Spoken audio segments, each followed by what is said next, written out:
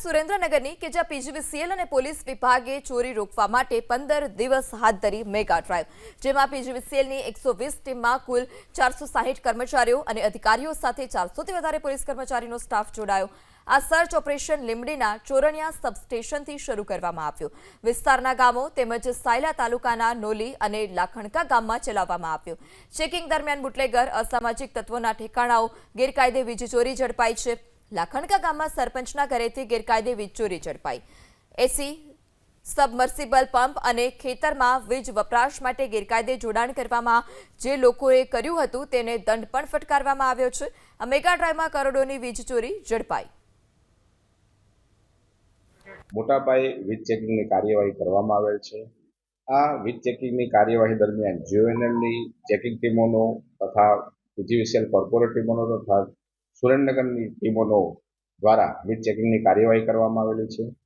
આ દરમિયાન ખૂબ જ મોટા પાયે પોલીસ પ્રોટેક્શન ફાળવવામાં આવેલું હતું અને આ પ્રોટેક્શનની અંદર અસામાજિક તત્વો સાથે પણ આપણે વીજ ચેકિંગની કાર્યવાહી કરેલી છે।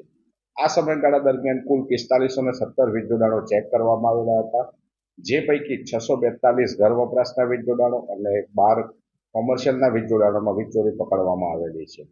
આવા આસામીઓને 6,70,00,000નો દંડ ફટકારવામાં આવેલો છે અને આસપાસના જે લોકો છે એ તમામ લોકોને લાઇટ પણ એ લોકો વીજળી પણ આપતા હોય છે અને એ જે લોકો છે જેના ઉપર અત્યારે કાર્યવાહી કરી છે એ લોકો જે બુટલેગર અને બીજા ઘણા બધા એવા જે ખનીજ માફિયાઓ અને બીજા તમામ પ્રકારના જે કોઈ સરિયા ચોરીના અને બીજા જે કેમિકલ કટિંગના એવા જે લોકો હતા આના ઉપર અત્યારે કાર્યવાહી કરવામાં આવેલ છે અને આગળ પણ પીજીવીસીએલની ટીમ આ પીજીવીસીએલની જે અત્યારની કાર્યવાહી હતી આ સુધી એટલી મોટી કાર્યવાહી ક્યારેક નથી થઈ। લગભગ 120 આસપાસ પીજીવીસીએલની ટોટલ આખા ગુજરાતી સ્ટેટની ટીમ આવી હતી અને તમામને ભેગા મળીને આ કાર્યવાહી કરવામાં આવેલ છે અને આનો એક સારો મેસેજ પણ એક જે છે એ ગયો છે અને જે આ રીતે અલગ અલગ 10-10 પોલ એ લોકો મૂકીને અને પોતાના આખો જે વિસ્તાર છે ત્યાં ગેરકાયદેસર એ લોકો વીજળીનો ઉપયોગ કરતા હોય છે અને આનો અવૈધ રૂપથી પણ એ લોકો ઉપયોગ કરતા હોય છે।